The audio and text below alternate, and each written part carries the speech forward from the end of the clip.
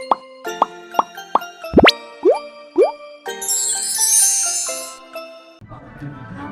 大家好呀！已经不知不觉是2月份了，我真的超喜欢这个月份的，因为除了有我最喜欢的圣诞节之外呢，也是到了年底，该把2026年的年度计划表写起来了，也要顺便检讨说今年我有哪些事情有完成的，那哪些事情是我还没有做到的，你知道吗？每次到这个时候都觉得特别有动力，尤其是如果你刚好心情低落卡住了，坐下来写写计划，就会有一种被重新开机的感觉。所以啊，如果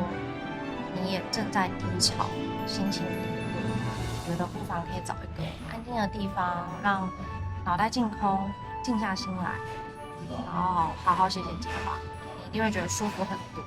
现在我在咖啡厅准备来好好写一下我2026年的年度规划表。想说也顺便跟你们分享，我都是用什么方式写的，因为我之前有分享给我身边的朋友，他们都觉得超好用，他们也是每一年跟我一起用这个方法写。这个方法呢叫做9个目标管理。我先给你们看一下它的逻辑，像这样，总共其实分8个分类，然后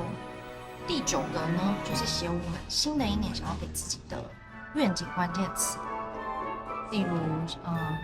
什么不重成功，重成长，或是突破，今年是突破的一年之类的，类似这种。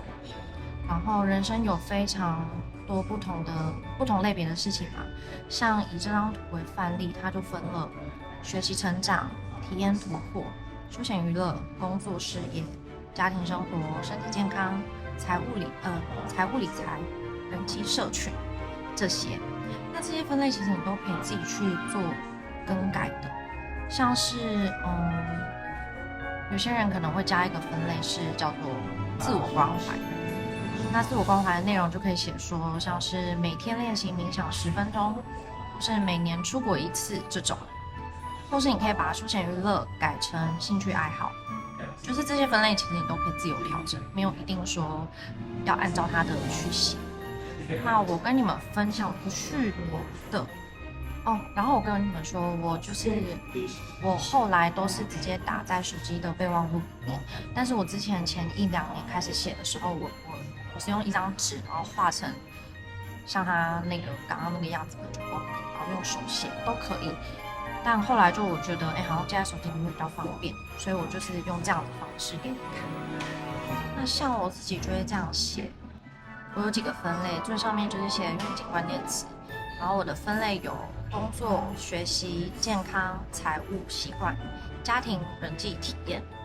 然后我唯一改掉的就是习惯，多加了一个习惯。像我去年可能习惯就会写说，养成记账的习惯，或是控制手机、滑手机的时长之类的，就是一些你想要养成的好的习惯。所以我就多写了这个，然后你就可以自己去看这些分类，有什么事情是你今年想要完成、达成的目标，就其实不用太有压力。我觉得这个目标其实可以定的是有机会达成，但是也不可以太简单，但也不能太难，因为写太难的话，你到年底复盘的时候，你就会发现你都没有打勾。因为像我已经复盘我去年写的，可能有一些写的太遥远，所以其实我打勾的说真的不到1半。所以我觉得我给它降低一点标准，让这个目标是在我可能拼一点可以做到的，自己可以去斟酌。那像是工作就不讲了嘛，每个人就是希望工作达到什么样的成就这些。然后学习，像我之前可能就会写说，我要坚持看书，1年看几本书。然后或是我要学英文我要日常变得对话很流利，类似这种。什么健康可能就是每天喝很多水啊，或是坚持做什么运动。习惯刚刚讲过，财务财务就是可能像我刚刚提到了每天记账啊，或是我要学会断舍离，不要买一些想要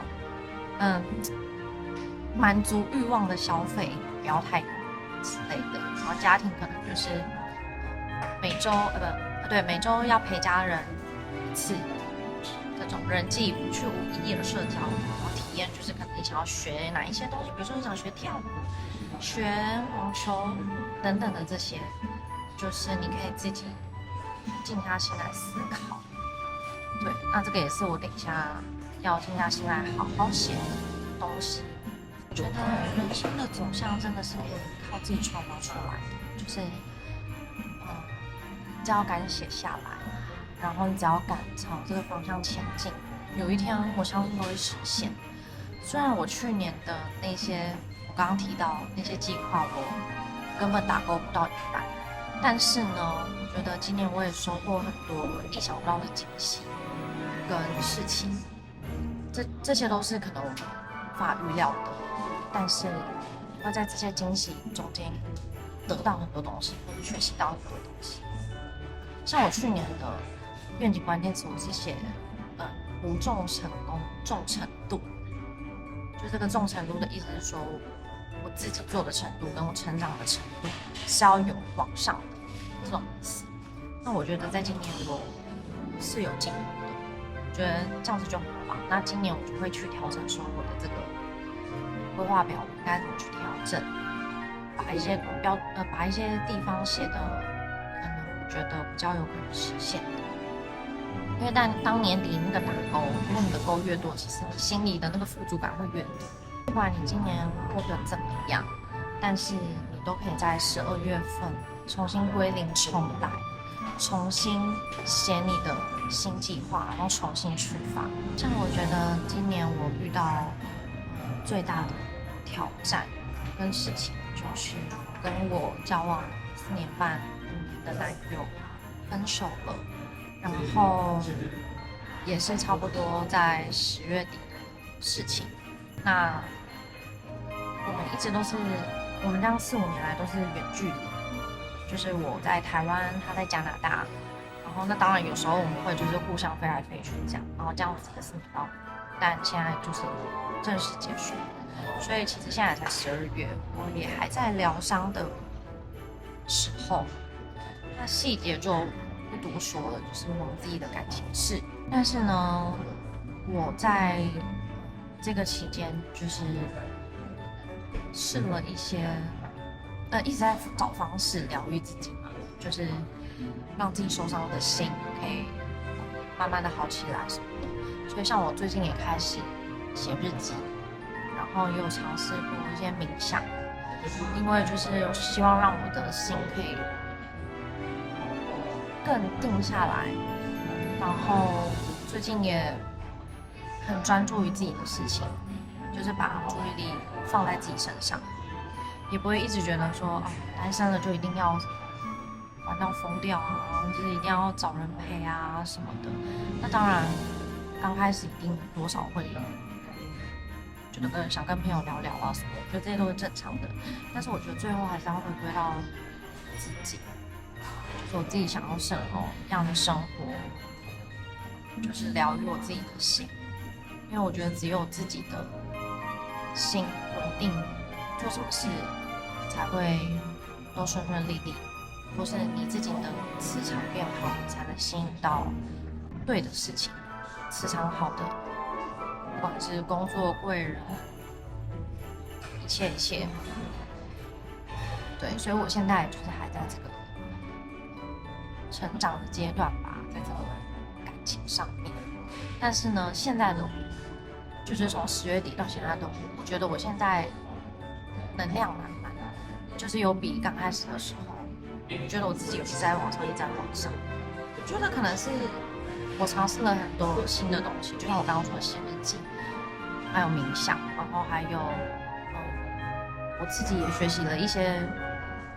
重新分配代办事项的一些方法，因为我以前都会有每天写我今天要完成什么事情的习惯，但是可能这个我原本的方式让我有点疲乏了，所以我后来尝试了新的方式，我觉得可以让我的专注力更集中，效率更好。我也觉得自己有在慢慢往这个方向前进，但我觉得这一切都需要时间。不管是要变更好，还是说疗愈你的心，我觉得这些都是要时间。但是呢，现在的我觉得我非常的期待接下来的每一天。对，因为我有我想要完成的目标，然后我觉得我把重心跟专注都放在自己身上，我觉得就很踏实。所以我非常期待接下来的日子。我觉得大家都是要就是期待自己的未来，先把自己就是养得很富足，这样也才能就是带给更多的能量散发出去，让别人看到你，或是也影响你身边的家人朋友。我觉得分手后，除了在疗愈自己的心之外，我也在学习一件事情，就是接受那个不好的自己。就是可能我以往的习惯都是有什么不好的事情，或是自己不好的地方，我就会把这件事情推得远远的，或者想办法把这个不好的地方改正。说我不要这个不好，我不要这个不好。但是我现在也在学习，就是接受这件事情。我觉得这件事情是我的一部分，也是好的。就例如恋爱脑这个东西，我觉得大家都会觉得恋爱脑是一个贬义词，因为可能大家都会说恋爱脑啊，不要怎么样什么的。我以前也是，就觉得不能恋爱脑，不能恋爱脑。然后当自己发现自己是恋爱脑之后，就会很崩溃，就觉得为什么要这样？为什么不能做到像别人那样子？那我后来就觉得，我就是恋爱脑，怎么样？恋爱脑没有不好，只是你的恋爱脑要用在对的上面，对的事情上面。或是你像我现在，我就觉得，对啊，我恋爱脑没有不好，我觉得恋爱脑是一件非常勇敢的事情，因为代表在我爱一个人的时候，就是会付出全部啊。我就是想要给对方满满的爱啊，怎么的？为什么不能恋爱脑？这就是我觉得我自己很勇敢的地方。所以我觉得恋爱脑没有什么，但现在我单身了，所以我反而觉得我要把这个恋爱脑用在我自己身上。我要对自己恋爱脑，或者我要对我自己的目标、梦想恋爱脑。我要对他们执着，我也要对我自己执着，把一切东西都放在我身上。这样我就觉得这个恋爱脑就是对，不要辜负我这个恋爱脑。那未来你说我还会不会继续对另一段感情恋爱脑？那肯定会啊。就是如果我喜欢这个人，我爱这个人，为什么不能对他恋爱脑？但是就是你要自己清楚这个恋爱脑是不是放对地方，放对，我觉得这是比较重要的。对，所以我接受除了恋爱脑之外，还有很多接受自己一些曾经觉得好像不好的事情，但是我觉得这些都是我的一部分，没有什么好不好的。说不定哪一天也会因为这些我曾经觉得不好的地方，说不定突然觉得没什么了，或是突然可以跟你们分享。对，我觉得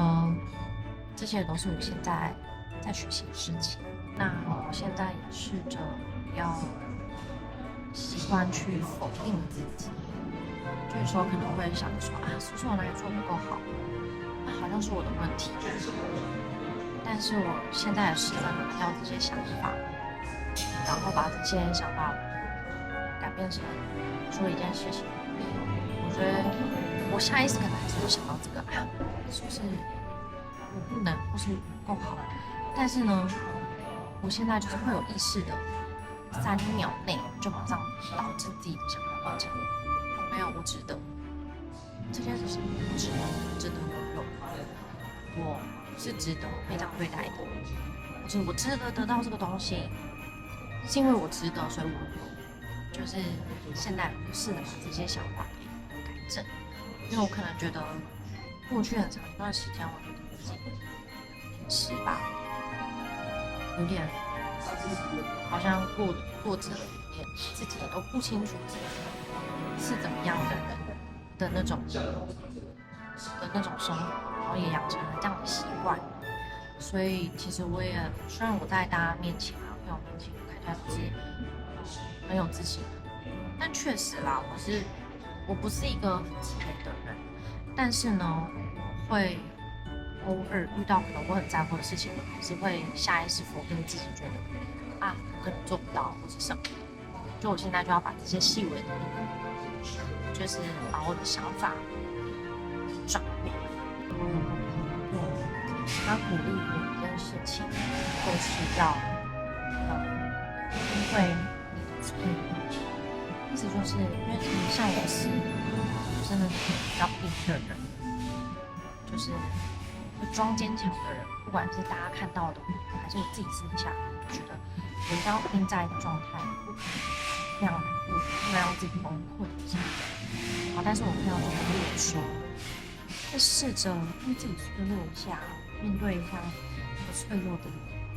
但是其实我不想面对，是因为我觉得我很害怕，因为我知道我一旦那个伤口或是我在意的那件事情拿出来之后，会真的非常崩溃那种。我其实是很害怕、不敢。但在我的一个好姐妹的鼓励下呢，就尝试了这件事情，然后我就是崩溃到极致，就那几天就是都是很糟的状况这样。但是后面有振作起来嘛，然后到现在呢，我突然就觉得我自己的感受，就经历了那个自己的崩溃，面对自己的脆弱之后，我突然觉得自己很勇敢。就我现在有这种感觉，就是我觉得我也太棒了吧，因为我过往我本来就很少面对自己脆弱的这件事情，因为面对我的脆弱都是一个害怕的姿态，所以我会把它就是用其他事情填满，时间过了就会慢慢好。但我没有在就是正在发生那些情绪的时间，把脆弱给拿出来，觉得自己很棒，因为我有那个能力跟勇气去面对我的害怕，我也有能力让自己就是变得勇敢，变像现在这种样子，这样子的心态。所以，但是这是每个人的方法不同，但这个是我试了新的方法，然后得来的心得，心里就会慢慢富足感，对自己有信心，突然觉得自己做什么事情都会成。那希望我今天这个小小的分享可以帮助到你，就是希望这个方式如果对你有帮助的话，我也会很开心。那如果你没有想要什么想要跟我分享或是问我的也都可以。那就这样啦，我也要来写我的计划表啦。